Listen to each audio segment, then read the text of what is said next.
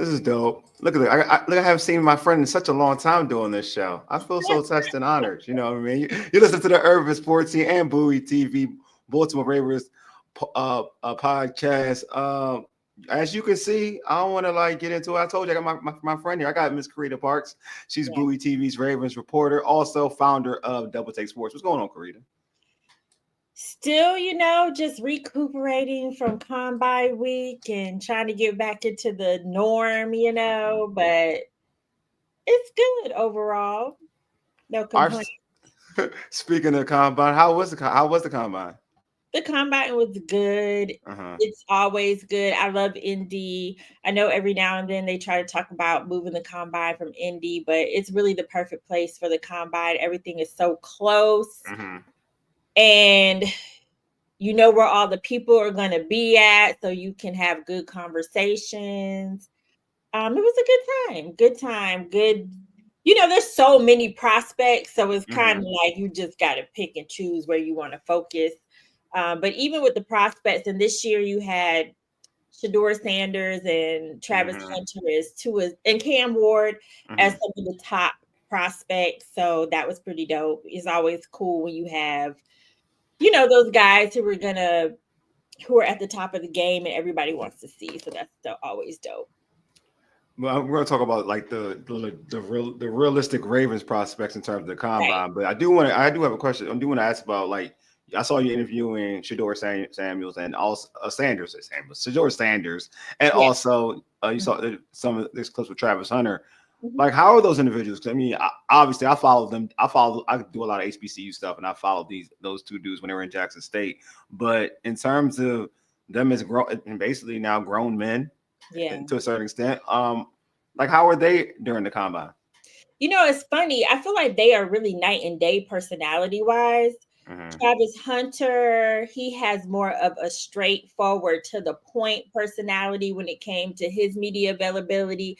Not too much fluff. He gonna answer the question and keep it moving. Shedeur, which I will say I never watched his interviews up close, right? I was analyzing his interviews. But I was pleasantly surprised with him. He just has a lot of presence. Very confident.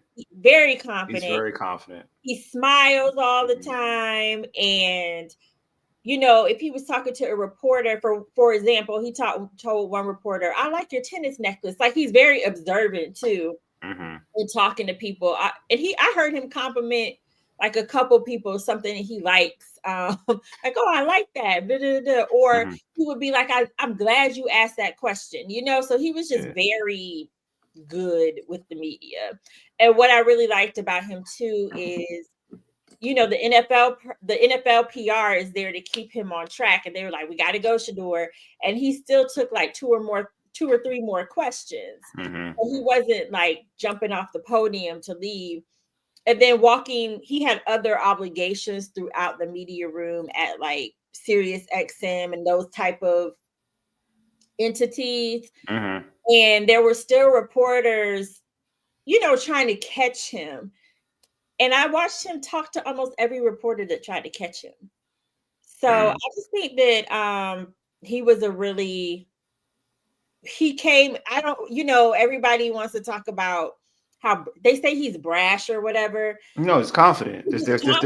Right. It's different. He's absolutely confident, as he should be. And that's it. Other than that, I was like, he comes across as a very well-raised individual. And so, and like I said, with Travis Hunter, it was just a little bit more difficult to read his personality because, like I said, he was just straight to the point, answering the questions. When it was over, it was over. So that is my read on both. Yeah, I think Travis is a little bit more business oriented. And Shedeur, I mean, he's been trained. He's been trained, man. Like, look whose dad is. He's like, it is what it is. And I mean, he did say, he was like, "I've been around this all my life. He was like, all this doesn't intimidate me." His Shiloh's like that too. They're very similar. The Shiloh's like that too. Yeah, and I could definitely see with Travis Hunter. I mean, during his media availability, he was the one guy. Well, let me put let me put it this way. There were still other prospects in his position group around the room. However, he was the guy that everybody wanted to see that during that time period. So his podium was packed. Well, to be fair, it could have been a lot as well, because you know, it's different. He didn't grow up around this all his life, but he still deals with a lot of media. But you know, it's a lot going on at the combine, and there's a lot on your mind. So I'm about to get into the actual show, so I do want to ask one more question. So you said like they're thinking about moving the combine, right? I just heard this like recently too. I think I had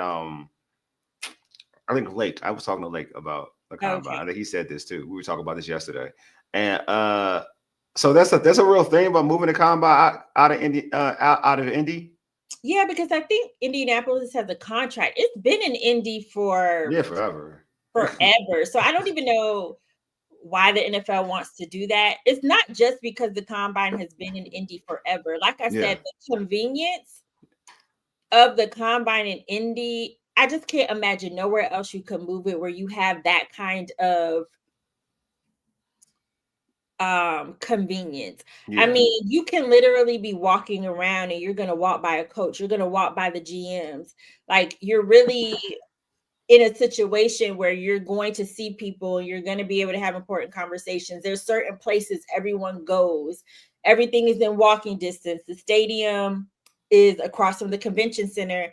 And you can also get to the stadium through an underground pathway. We don't go that way. NFL folks do. But everything, like I said, is just, it makes no sense to me to move the combine from Indy. I hope I'm trying to play in some party city or something. I tell you, them kids need to concentrate. It's business. Can't be going to no Vegas or Atlanta or something like that. You got to be real. Prospects in town, like, and that's another thing. Indy is more of a low key city. Exactly. So we have these prospects. They be walking around. They walking through the convention center. Sometimes, I remember last year, not so much this year, but last year I saw some of them walking down the street. You know what I mean? Yeah. But in Indy, you can do that. That's what I'm saying. You gotta be smart. You mean you a business man? And these, like, you got kids just come get out of they basically come just from college, and now you're putting that in the scene where Lake said this, and he's right, man. You got that's a central hub for somebody trying to get chose. Folks got focus, man. Focus. Exactly. Indy is a good place to focus. Yeah, I agree with you. All right, before we get into topics, subscribe to our podcast on Spotify, Apple Podcasts, TuneIn, iHeartRadio, and other podcast platforms. Just search the Urban Sports Scene. Make sure you subscribe to the Urban Sports Scene and Bowie TV YouTube channels. This episode is being streamed on both channels. Don't forget to tweet us at Urban Sports Scene. Hit us up on IG and TikTok at Urban Sports Scene. I like our Urban Sports Scene Facebook page. Also, join our Urban Sports Scene Facebook group. Search Urban Sports Scene, sports bloggers, sports podcasters, and sports debates. All right, my OG will teach to say this, so I'll say it for him. Let's get into our tradition, the pregame. Here's what we have on tap. We'll recap what Carita saw at the NFL Combines for the Baltimore Ravens. So we got to make sure we put this for the Baltimore Ravens. All right. So Ravens prospects. So folks, if you're on the chat, don't throw Shador. We know they're not getting Shador. Don't throw out Travis Hunter. We know they're not getting Travis Hunter. All right. Those individuals are probably locked in, or Cam Ward as well. So they're already locked in. All right. So Carita, in terms of going to the topic, which NFL prospect do you think impressed the Ravens brass the most? And if you can't really say that because you can't tell, because some organizations are very top secret, who impressed you the most? Yeah, they're pretty top secret. So, you know, in talking to them, I can't say who impressed them the most. I don't even know if I have someone who necessarily impressed me the most either. I mean, obviously Maxwell Harrison, he's a cornerback. He had the fastest 40 time. So he did great. But at the Ravens picking at number 27, he may or may not be there. But a cornerback, especially if they're parting ways with Brandon Stevens, which is looking more and more likely, they are going to need some depth at corner. So he obviously did well. I also safety Nick Amanawari. Yes, Amanawari.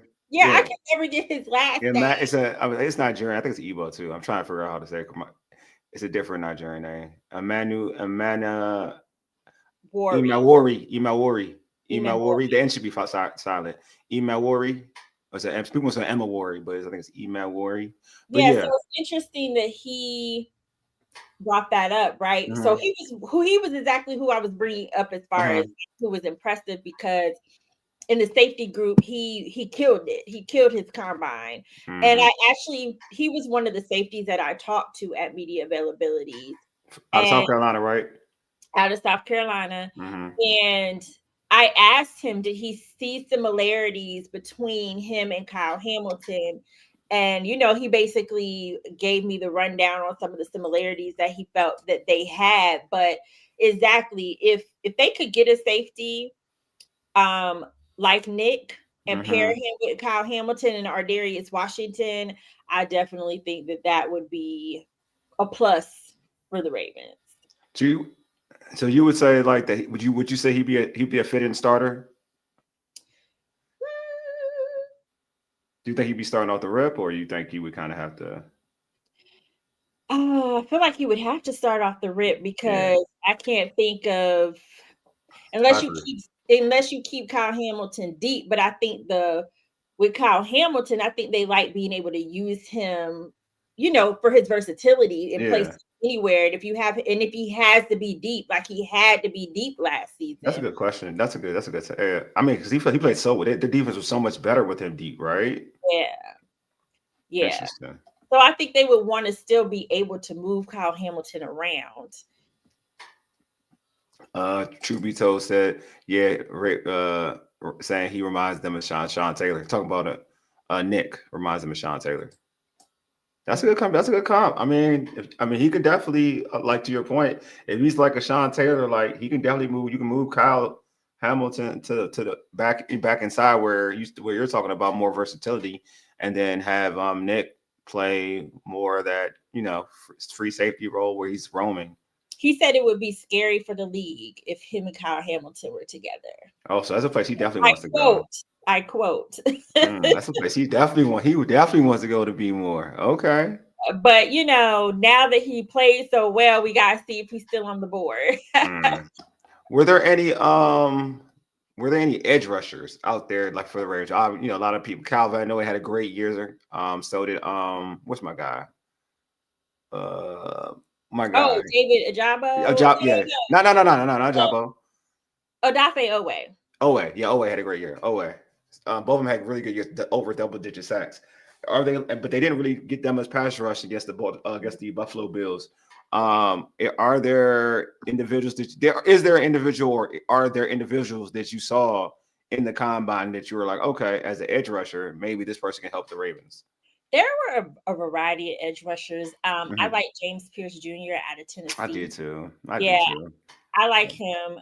So we'll have to see. But if they're not able to get like a James Pierce Jr., I felt like there's a variety of edge rushers that they could draft. And I think we also just really have to see what they end up doing in free agency. I personally think when it comes to edge, they'll more than likely end up drafting versus picking up someone in free agency. But anything's really on the table.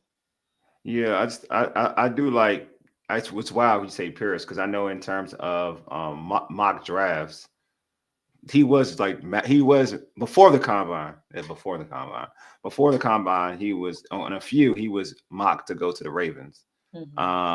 His combine was kind of good though. Right. I'm like, man, they showed out a little too much. Yeah, he did. He sure did. I mean, he did.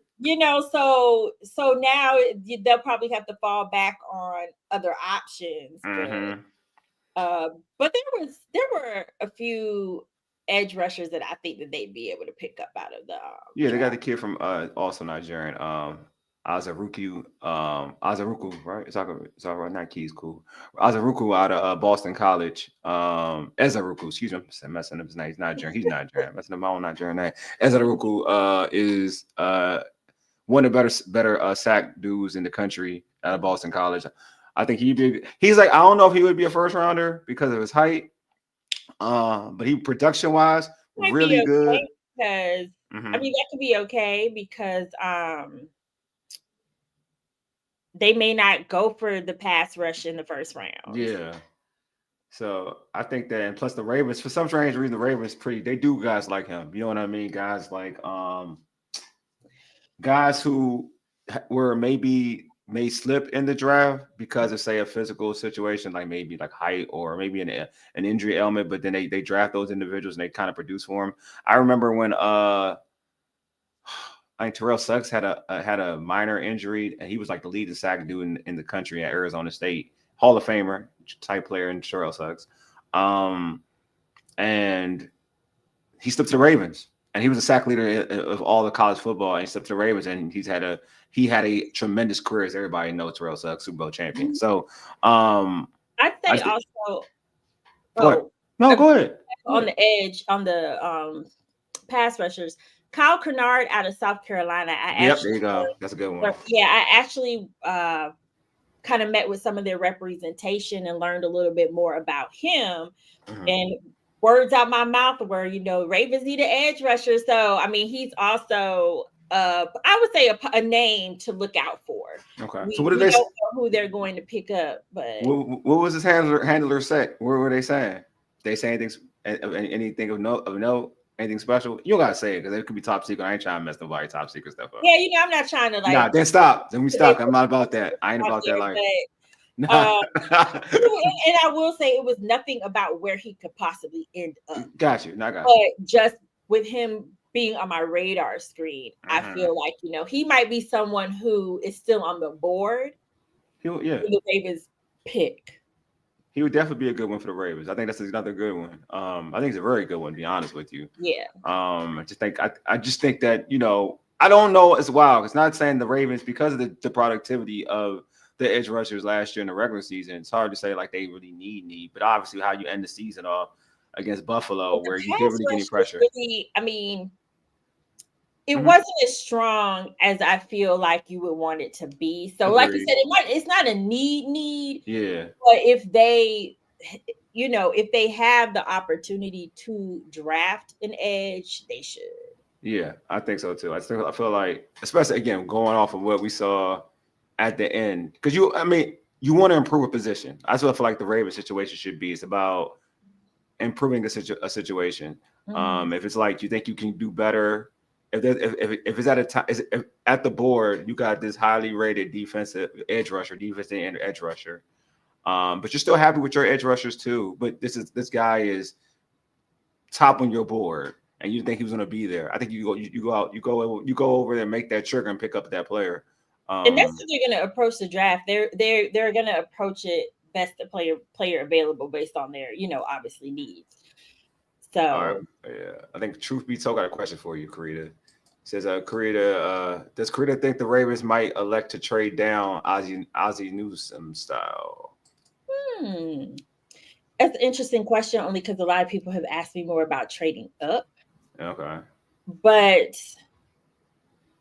I think trading down is a possibility, but I don't know what the benefit would be for them to trade down at this particular point. Unless they get some sort of deal that they can't refuse, that's a different story. But at 27, I just don't really see the benefit of trading down. You need to stay, I think, at 27. Yeah, I feel like for the Ravens, if they're going I think it depends on who's left there. Right. You know what I mean? Depending on how the draft is going, let me put it that way. You know what I mean? And I think they can make a move off of that. If the draft is going their way, you stay at the spot. If it's not, you trade down. Just depending on if you think you can get that player, where you can get that player at. You know what I mean? So, if you're trading up, like for instance, you're talking about trading up. They traded up to get Lamar, right? If it's a once in a lifetime generational talent player, then yes, you trade up. That's the only way I could see the Ravens trading up. If there's some generational players still on the board that they want, that's the only way I see that coming into play. They don't take too many. They don't make too many moves. So, but anything's possible. They could trade down, but like I said, it would. I really think that it would have to there would have to be a strong case for them to trade down. So looking at what you saw looking before that. So when you were going into the combine situation, what positions were you looking at? I know we mentioned edge rusher. We talked about safety. I think you said cornerback too, right? Would offensive line be a situation?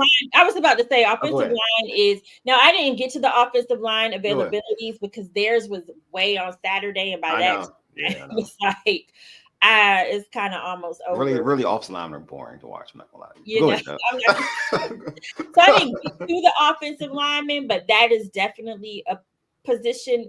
As far as depth is concerned, they need more depth on the offensive line. They have Ronnie Stanley. Yep. That's a free agent, and we're getting close to free agency, and there has not been a contract announcement. So, at the moment, it's looking like they may be willing to let him go. There's still 2 days left.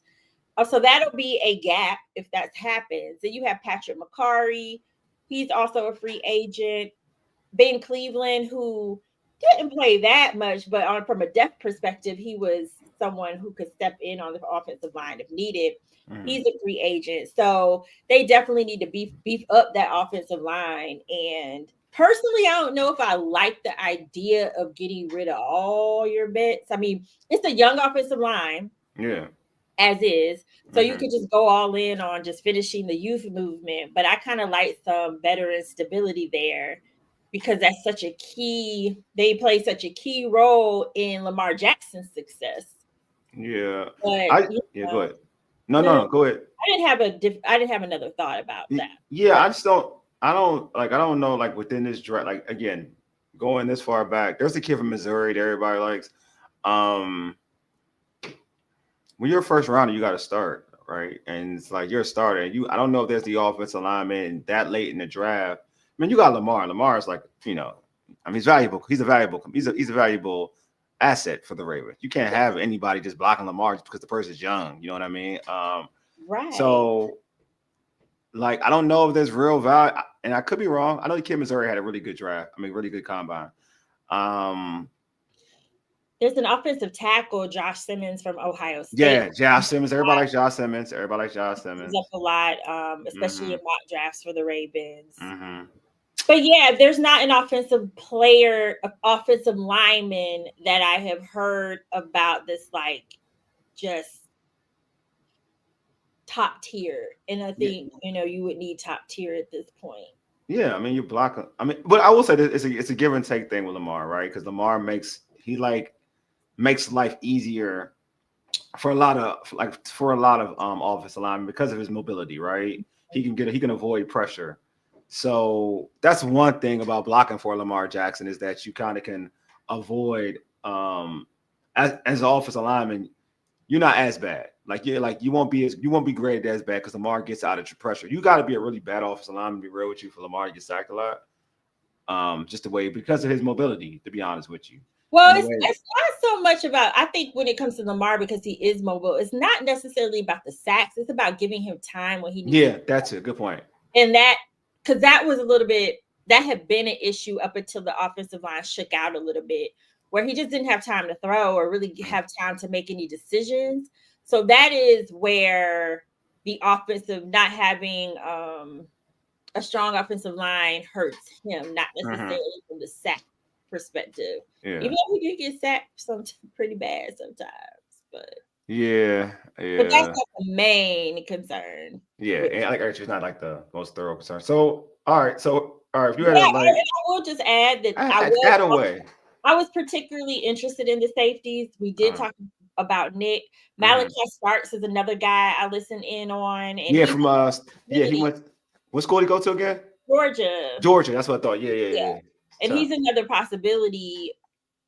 He may not have the same stock as Nick, so he's a possibility to be on the board. Yeah.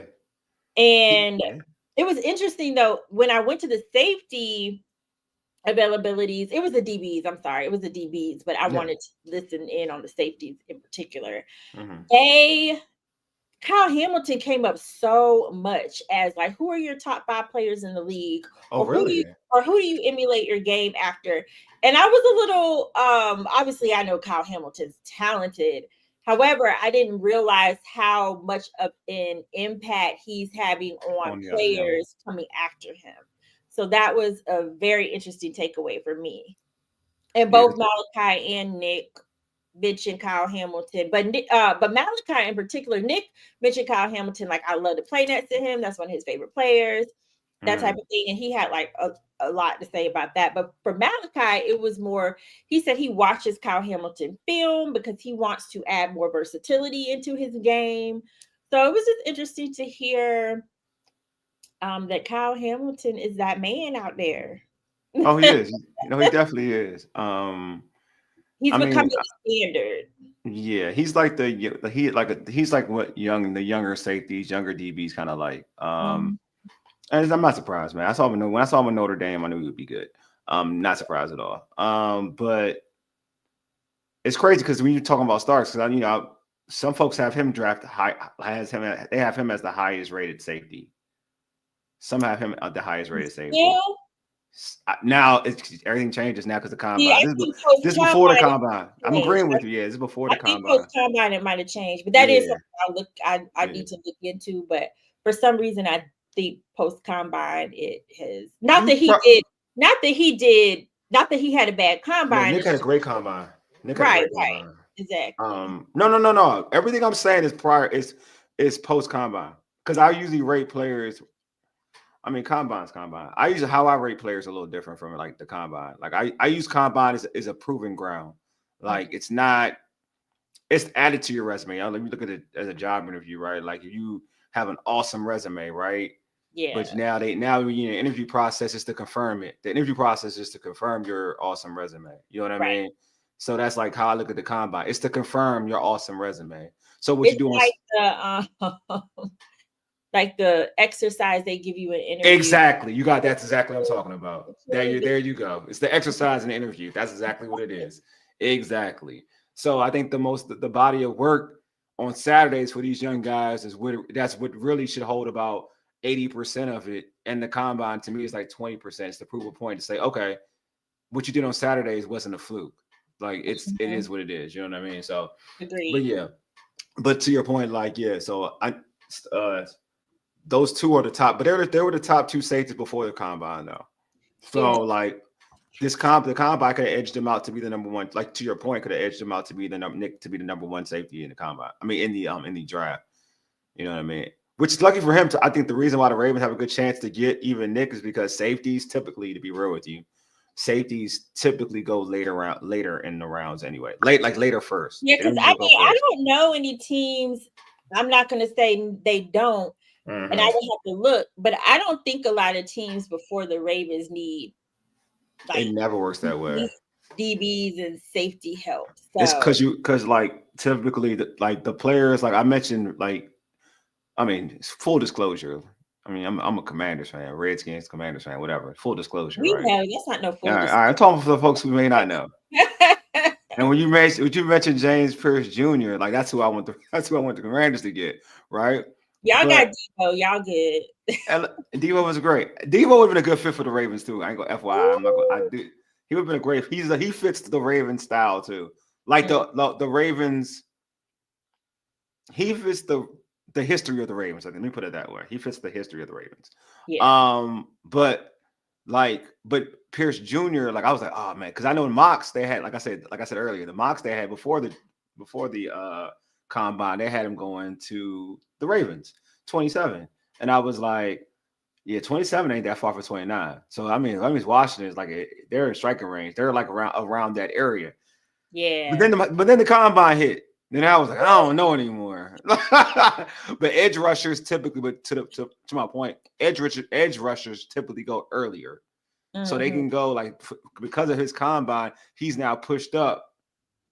He's now pushed probably into the top 15, probably in the top 15 now, which is gonna back certain players like the safeties. You know what I mean? And I've always like if you look at the history of safeties, other than if you're like the special player, like the generational player, like a Sean Taylor, like my man mentioned, who was always good. Like that's a top 5 pick, or a there's a couple other individuals I can't think of, like when Chase Young, oh, Chase Young, or I'm gonna use Kyle Hamilton is another one. Like those are special talents that you typically get early top 10 picks or top 15 as safety. Kyle Hamilton slid. Yeah, I think he went like what? He went like 15 or something, 12, something like that.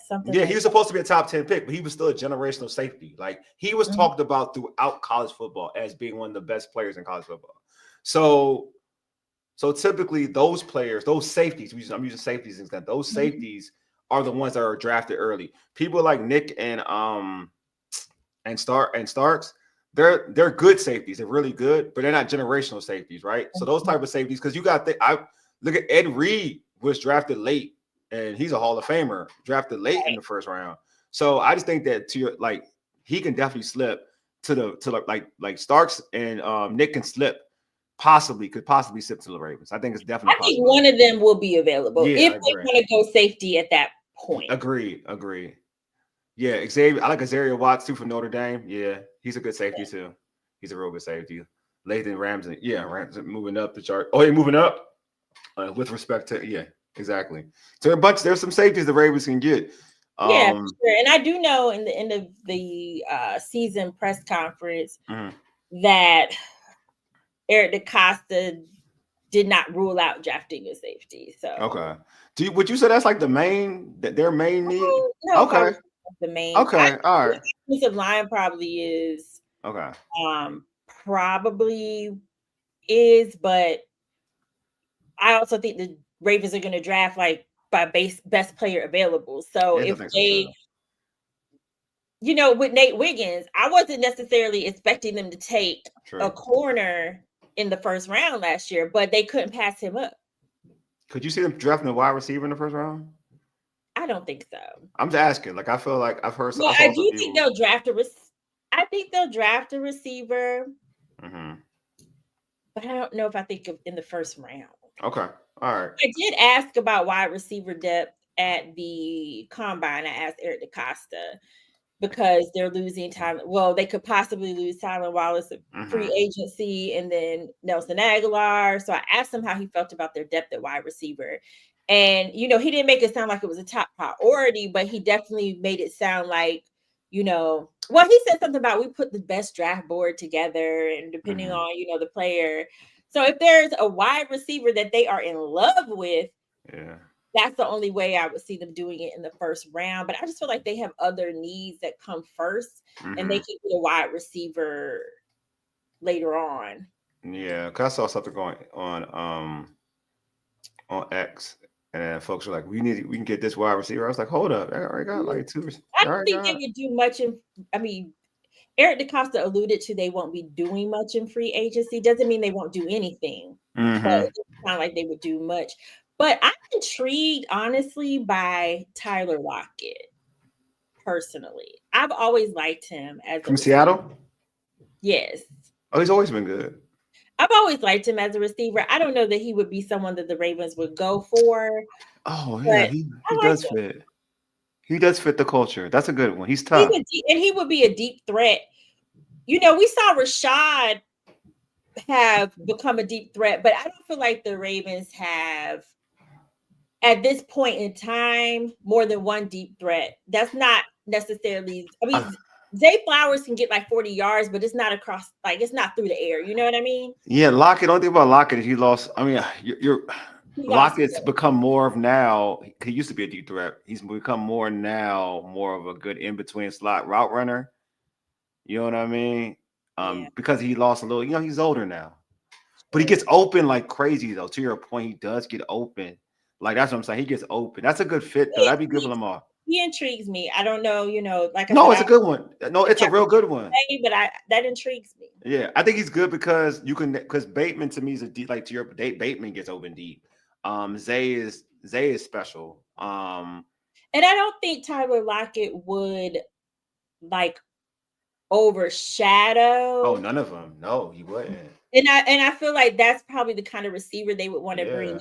Like a Devontae Adams would not be good in I agree. being like a role player. Yeah, I agree. And neither for sure DK would not.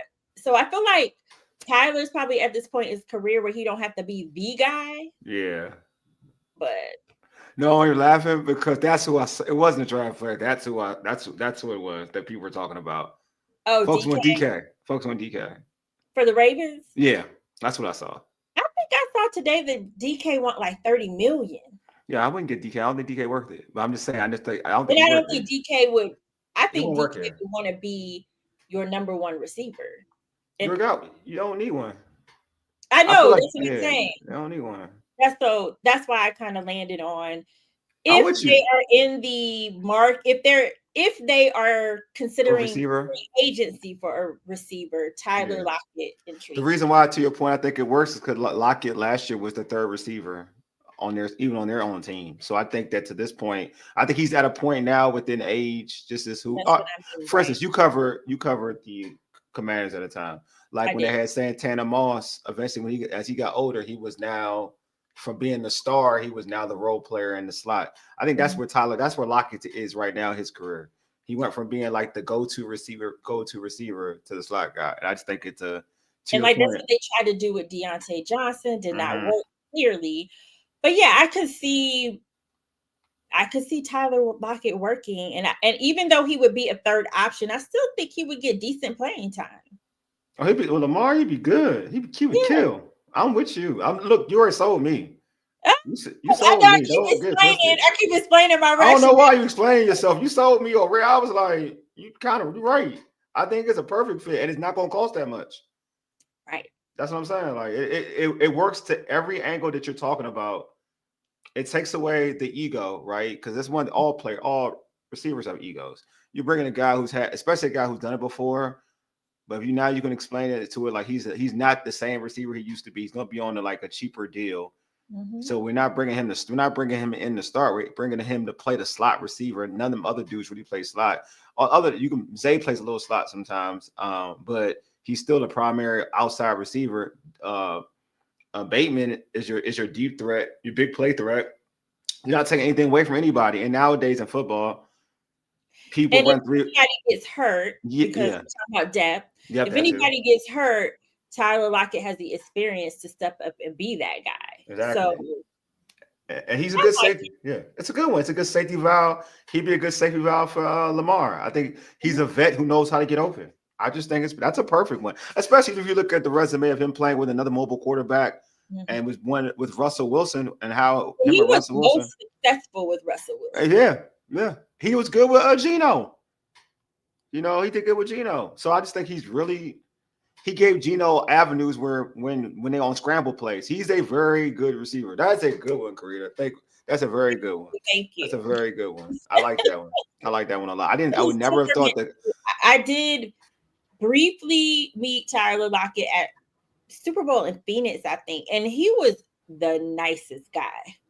He seems like it. So he also he fits the culture of the type of guy the Ravens would want, I think, too. So yeah, no, I totally agree with you. All right, so Carita, I think we hammered out everything. I feel like we almost solved the Ravens' problems or issues if they had problems, right? I think we did. And we got free agency talk. I think that starts next week. Yeah. So I'm probably gonna try to book you on for another show, hopefully on some signings. I won't be around from Wednesday on because I'm going to the MEAC tournament. I gotta cover some HBCU stuff, folks trying to hinder my HBCUs, society. And before we end this show, Carita, how can folks catch you on social media? And also how can they catch your content? Yes, so you can catch me on social media at Carita C. Parks on all platforms. You can catch my Ravens coverage on Bowie TV at Bowie TV Sports, also the YouTube page and the Bowie TV channel if you're in the Prince George's County area. And then there's Double Take Sports at DBL Take Sports. That is where I cover the NBA, WNBA, still talk NFL. We got a little bit of HBCU. I love it. We got some golf. We got some wrestling. We got a little bit of everything over Double Take Sports. So be sure to follow at DBL Take Sports. That's my sports company. Appreciate you. No problem. Also, I want you to know what I saw a post of yours on X talking about where you've come with your Ravens content on Bowie TV. Yes. Man, give yourself some flowers, man. I want you to go ahead. Give yourself some flowers. Well, yes. So I had posted on X the other day because I've been with Bowie TV. I'm going on my 3rd season with the Ravens, and we had a meeting the other day, and they pulled up the programming schedule, and it just was a moment for me to reflect, like, my content, not only my content, but even me. I'm showing up on people's TV screens, and that is just not a place. No, I'm not going to say it's not a place I saw myself. I definitely could see that for myself, but you actually have it come to fruition and just really think about how far I came. Because the funny thing about me is I write. So for those that don't know, I write too. And I started my sports career mostly writing. And then over time, I started doing more on camera work. So it's kind of crazy now that most of my work is on camera for the NFLs and I'm on TV. So it was just an exciting moment to just think about how far I've come and just how much I've accomplished. Never knew when I got into this, I would get this far, but here I am. And here you are. And doing a great job, man. And doing a great job. You know what Thank you. You know what I'm saying? So I wanted to make sure I closed out on a positive note. Hey, folks. Hey, I appreciate y'all for tuning in anyway. You've been listening to the urban sports scene for ages. Yedig, deuces. We are out. Peace.